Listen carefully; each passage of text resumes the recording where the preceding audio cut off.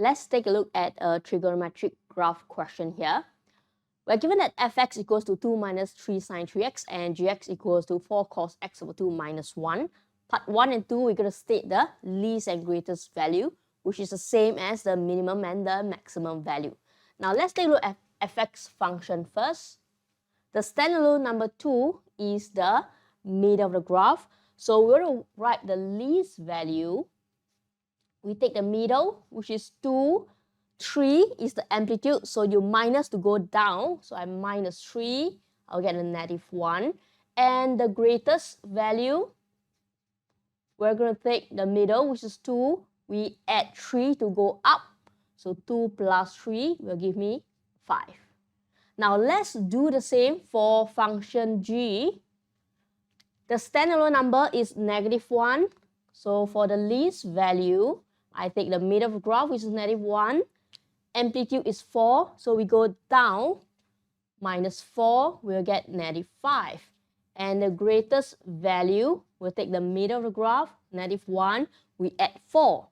So plus 4. 4 minus 1 is going to be 3. Now part 1 and 2 is done. Part 3 and 4, we're going to state the period for these two graphs here. Calculation of period for sine graph. Now let's just take a look at part 5 of the question later. We're going to sketch in degree. So I'm going to use the calculation of period in degree. For sine and cos, both the formula is using 360 degree divided by the value beside x. Now let's take a look at this one here. X here beside is 3. So I divide by 3. My answer will be 120. Now let's work it out for function g. Period equals to cos function. We use 360 divided by, this is the part where you will need to be a bit careful. So I'm going to rewrite this one here as half x. So you know that this one here we need to divide by half. So this one here you get 720 degree as period. Now before we work on part 5, let's put a tiny shape of sine below this 120, this sine graph. Let's observe the shape, very important. You see a negative here. So this one here is a negative sine. So when I plan the graph, I will need to know for 120, I would need to draw a negative sine graph, one shape here. And let's take a look at this cos.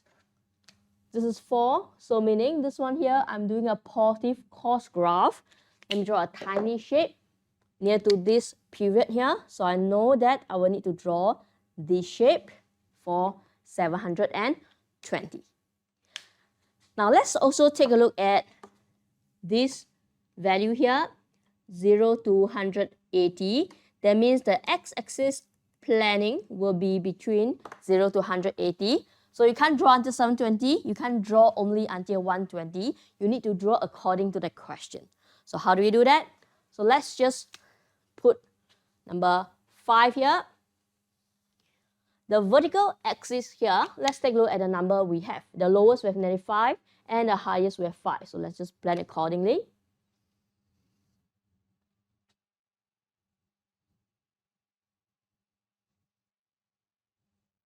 Okay, my axes are ready here. Now let's take a look at how do we plan how to draw this one here. Let's take a look at this one first. That means 120, I draw one shape. So let me put this one here, 120, I will draw 1. That means if I draw 60 degree, I will half this. So meaning I will draw half, but I need to draw 180. That means 60 times 3. So I do 180. If I times 3 here, that's going to be 3 over 2, which also means 1.5 times. So 1.5 times should look something like this, 1 time and another half time. Okay, first put this one in here.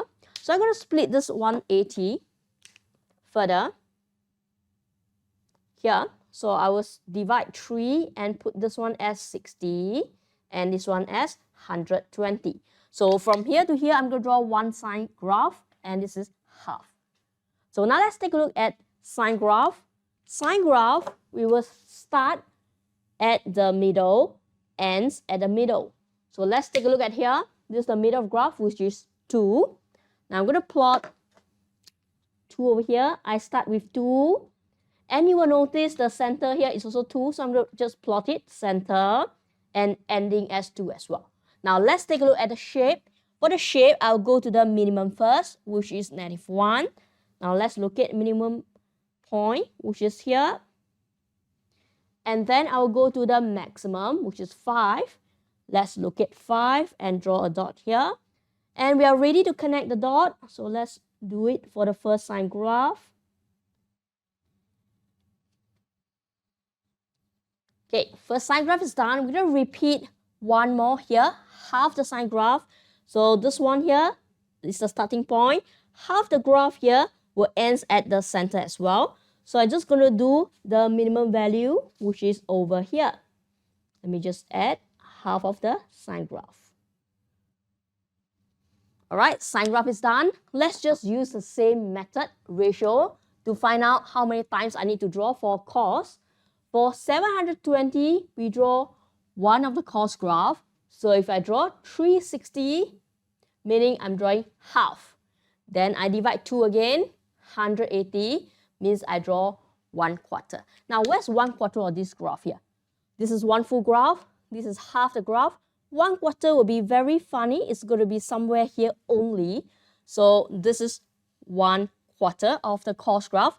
Notice for cos graph, we start with the maximum. And since I'm doing 1/4, means I will stop at the middle of the graph. Let me go to this one here. Now notice this graph has a different middle and maximum. Just be a bit careful. I'll start the maximum of this graph. The maximum is at 3. Let me plot a dot here. And I end at the middle, which is -1. Just go to -1, the end of the graph. And I'm going to connect, it's a bit far. Let's just connect these 2 points here.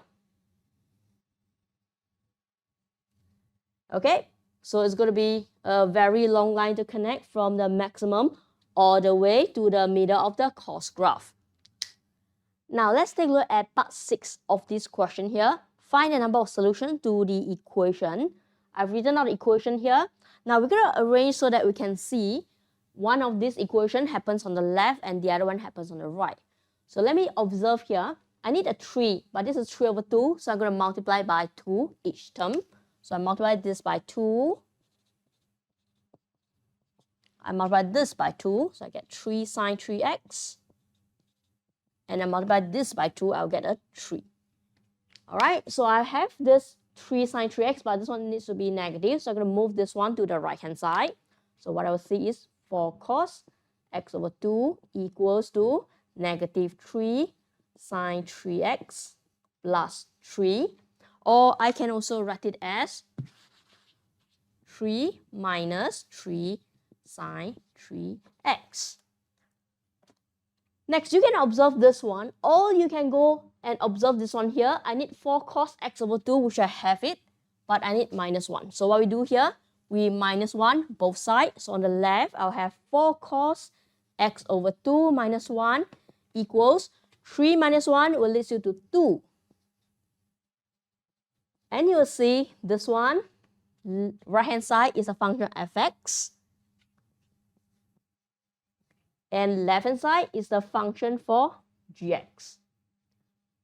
So to find the number of solution, meaning we are going to look at the point of intersection between these two graphs here. So let's just see. What we have here is this is the intersection. And this one here is also intersection. So 1, 2, and this one is the third one. Okay, so we'll have, therefore, 3 solutions. That's all for this question over here.